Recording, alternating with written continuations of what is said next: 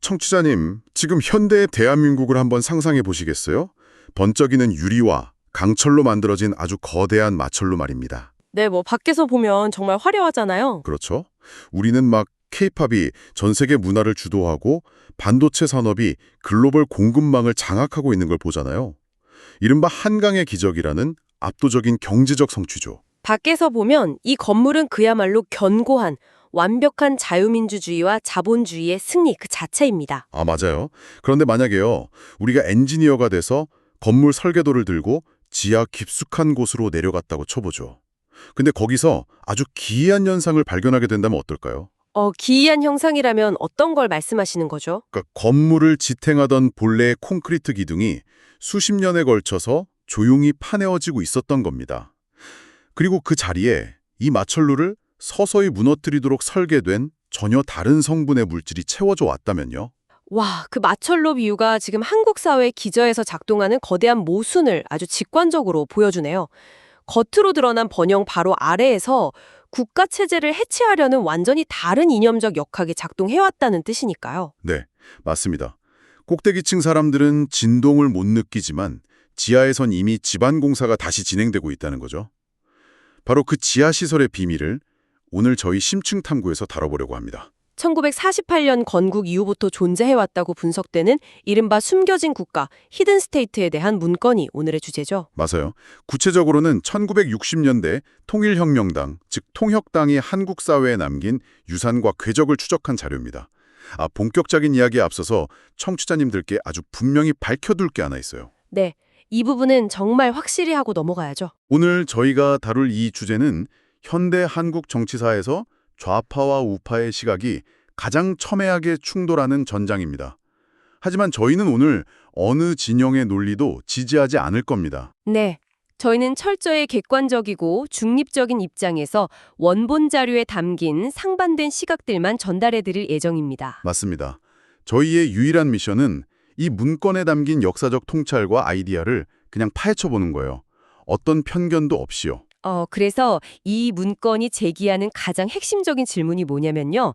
1960년대에 뿌리내린 그 통역당의 유산이 오늘날에도 여전히 자유민주주의를 전복하려는 현재 진행형의 반국가 조직인가? 아니면 과거의 급진적 활동에서 벗어나서 합법적인 주류 진보 사상으로 진화한 이념적 계보에 불과한가? 이거죠. 정확합니다.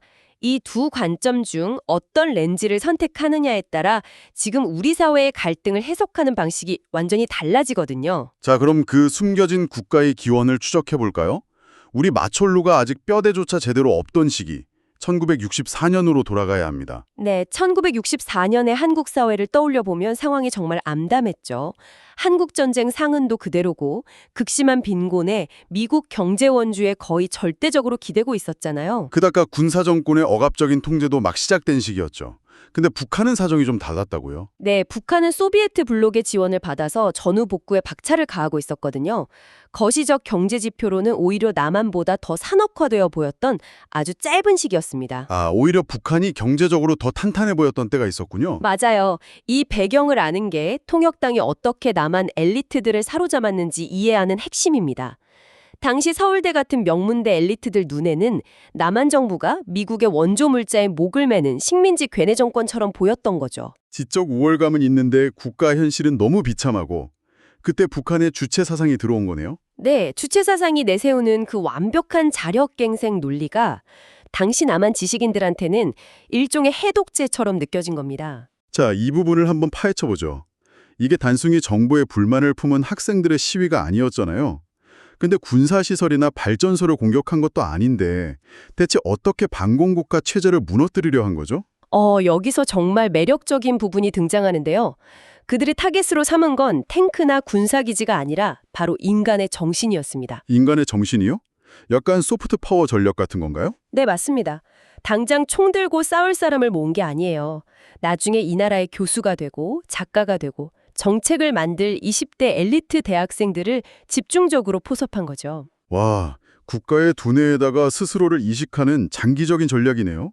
체제의 심장부에 시한폭탄 대신 이념적 바이러스를 심었다는 뜻이잖아요. 그렇죠. 수십 년 뒤 그들이 사회 주류가 되면 자연스럽게 국가 기반이 허물어질 거라고 본 겁니다. 근데 자료를 보니까 이게 그냥 지하실에서 책 읽고 토론하는 스터디 모임 수준이 전혀 아니더라고요. 네, 고도로 훈련된 실제 스파이 활동이었습니다. 특히 김종태라는 인물의 행적은 정말 대담하죠. 아니, 풍부한 지식인 같은데 해상 비밀 루트를 통해서 평양으로 미리국했다면서요. 맞아요. 황해도를 거쳐 평양에 가서 김일성을 직접 만나고 공작금이랑 지령을 받아서 서울로 돌아온 겁니다. 와, 전시 상황에서 이게 가능하다는 게 안 믿기네요.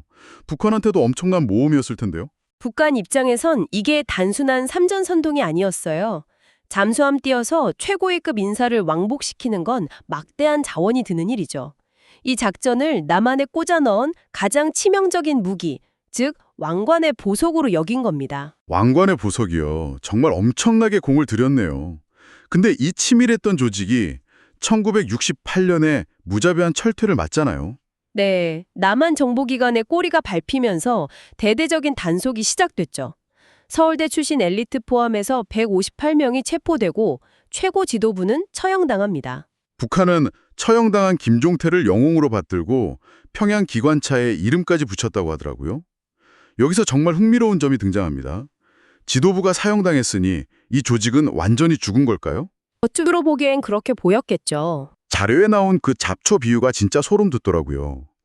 수괴들을 체포한 건 나무를 뿌리째 뽑은 게 아니라 아주 깊이 뿌리 내린 잡초의 윗부분, 그러니까 꽃과 잎사귀만 낫으로 벤 것에 불과하다는 시각이요. 그 비유가 완벽합니다. 1968년 단속으로 평양에서 공작금이 내려오던 그 물리적 파이프라인은 확실히 끊겼어요. 북한과의 직접적인 연결고리는 잘려나간 거네요. 네. 하지만 명문대라는 토양에 수년간 퍼뜨려 넣은 사상적 뿌리, 인적 네트워크는 온전히 살아남았습니다.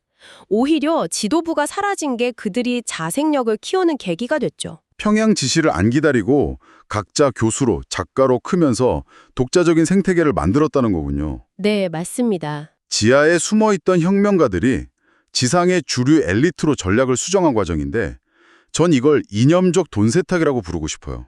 이념적 돈 세탁이요? 아주 절묘한 표현이네요. 네, 불법적인 교리를 합법적인 출판사나 문예지라는 세탁기에 돌려서 세련된 진보적 문학 비평으로 둔갑시킨 거잖아요. 북한 지령에도 불법 전단지 말고 합법적 출판물 세우라는 내용이 있었다면서요? 맞습니다. 그래서 1964년에 청맥이 등장하고 나중에 창작과 비평, 흔히 창비라고 부르는 문예지가 탄생하죠. 검열을 피하려고 노동력학이나 농지개혁 같은 학술적 은유를 방패로 썼고요. 아니 근데 이 문예지들이 그냥 북한 지령 수행하는 텅 빈 위장 조직이었다면 어떻게 수십 년 동안 권위를 얻었을까요? 대중이 바보도 아니고요. 이걸 더 큰 그림과 연결해보면 답이 나옵니다.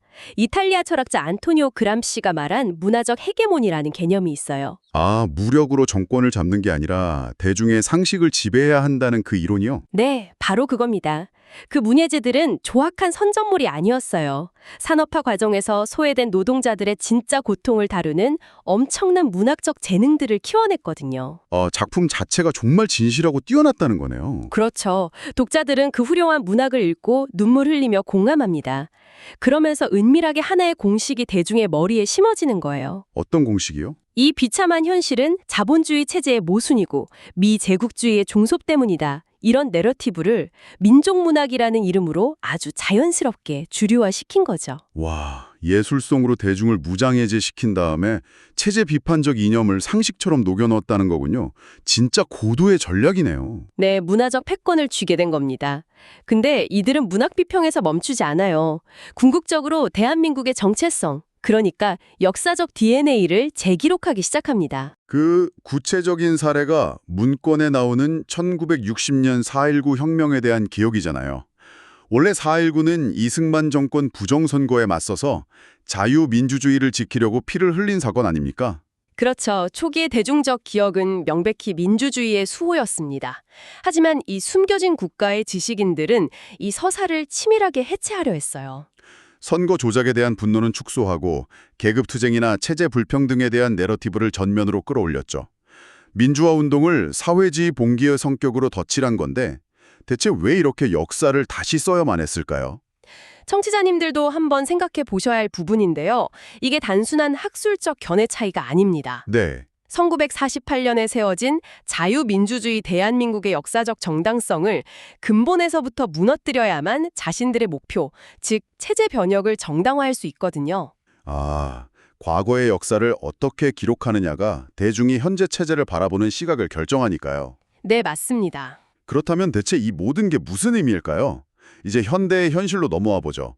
과거 지하에서 활동하던 그 학생 급진주의자들이 이제는 양복을 입고 국회에서 세금과 복지를 논하는 주류 정치인이 됐잖아요. 여기서 이 문건의 핵심 딜레마인 두 가지 상반된 관점이 충돌하게 됩니다. 첫 번째 관점은 이들이 여전히 형태만 바꾼 숨겨진 국가다 이거죠.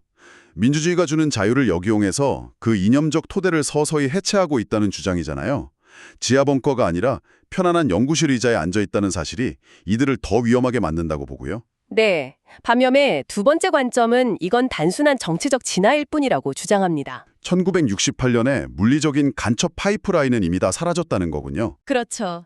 이들이 지금 주류 학계를 차지하고 민주적 선거 절차에 참여하고 있다면 이건 그냥 국민적 동의를 얻은 성공한 주류 패러다임일 뿐이지 국가 속의 국가로 병리화해서는 안 된다는 겁니다. 이 두 번째 관점에서 보면 우파의 시각이 되게 억지스럽게 들릴 수 있겠네요. 제가 비유를 하나 들어볼게요. 어떤 비유죠? 생물학적으로 새가 공룡에서 진화했다고 하잖아요. 근데 오늘날 참새를 보면서 저건 깃털로 변장한 티라노사우루스다, 우리를 잡아먹을 거다, 이러진 않잖아요. 아, 재미있는 비유네요. 태생적인 DNA가 과거 북한 지령에 맞닿아 있었다고 해서 투명하게 활동하는 지금의 주류 진보 세력을 아직도 전복 세력으로 부르는 건 지나친 비약 아닐까요? 이 참새와 티라노사우루스의 비유가 우리에게 아주 중요한 질문을 던집니다. 진보 진영은 우리는 무해한 참새라고 하지만 반대쪽 시각은 겉모습만 작아졌지 속에는 여전히 그 거대한 식성, 즉 체제 변혁의 DNA가 남아있다고 의심하는 거거든요. 아, 외형만 진화했을 뿐 내면의 목적은 그대로라는 비판이군요. 네, 그런데 이 상반된 두 시각이 결국 하나의 거대한 사실에는 완벽하게 동의하고 있습니다. 그게 뭔가요? 바로 통역당의 이념적 포획 전략이 엄청난 성공을 거두었다는 겁니다.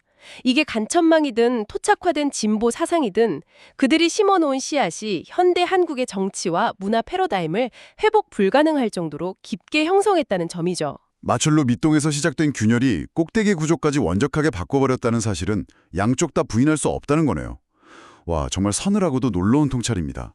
전문가님, 오늘 이 논쟁 어떻게 종합해 볼 수 있을까요? 오늘날 이념 전쟁의 진짜 최전선은 탱크가 있는 휴전선이 아니라는 걸 명심해야 합니다. 아, 그럼 어디죠? 바로 교실, 문해지를 찍어내는 출판사, 포털 사이트의 뉴스, 그리고 역사 기록 그 자체입니다. 대중의 일상적인 생각, 즉 정신의 인프라를 장악하는 게 현대 이념 갈등의 진정한 본질이죠. 청취자님, 자유민주주의의 가장 큰 강점이 뭔지 아시나요? 바로 모든 걸 허용하는 개방성입니다. 그런데 오늘 문건은 그 개방성이 가장 치명적인 약점으로 무기화될 수 있다고 경고하고 있어요. 네, 국가의 생존은 무기나 경제력에만 달린 게 아닙니다. 우리가 소비하는 이념적 풍경을 액면 그대로 받아들이지 않는 비판적 사고가 필요해요. 맞아요. 이 아이디어는 애초에 누구의 입에서 시작됐는가, 이 서사를 주도하는 자들의 궁극적인 목적은 무엇인가를 파고들어야 합니다. 다시 말씀드리지만 저희는 오늘 어느 쪽이 옳다고 편을 드는 게 아닙니다. 네, 그저 이런 치열한 논쟁의 장이 존재한다는 걸 투명하게 보여드리고 싶었을 뿐입니다. 맞습니다. 자, 청취자님, 오늘 심층 탐구를 마무리하면서 처음에 들었던 마철로 비유로 다시 돌아가 볼게요. 내일 밖을 나가셔서 그 눈부시게 빛나는 민주주의와 번영의 마철로를 바라보실 때 네. 당신이 서 있는 그 바닥을 지탱하는 게 정확히 무엇인지, 그리고 그 콘크리트를 누가 부었는지 꼭 한번 자문해 보시기 바랍니다. 정말 많은 생각을 하게 만드는 질문이네요. 그리고 오늘 밤 잠들기 전 이런 상상을 해보세요. 만약 어떤 이념이 민주주의의 도구를 완벽히 이용해서 사회의 모든 문화적 서사를 장악하는 데 성공한다면, 네, 그게 성공한다면? 우리가 절대적인 역사적 진실이라고 굳게 믿었던 것들이 사실은 아주 정교하게 쓰인 영구적인 픽션으로 완전히 대체되는 순간은 언제일까요? 와... 그리고 만약 그 순간이 이미 우리 곁을 스쳐 지나갔다면 우리는 과연 우리의 과거가 바뀌었다는 사실조차 알아차릴 수 있을까요? 저도 오늘 정말 의미 깊은 시간이었습니다. 네, 오늘 저희가 준비한 심층 탐구는 여기까지입니다.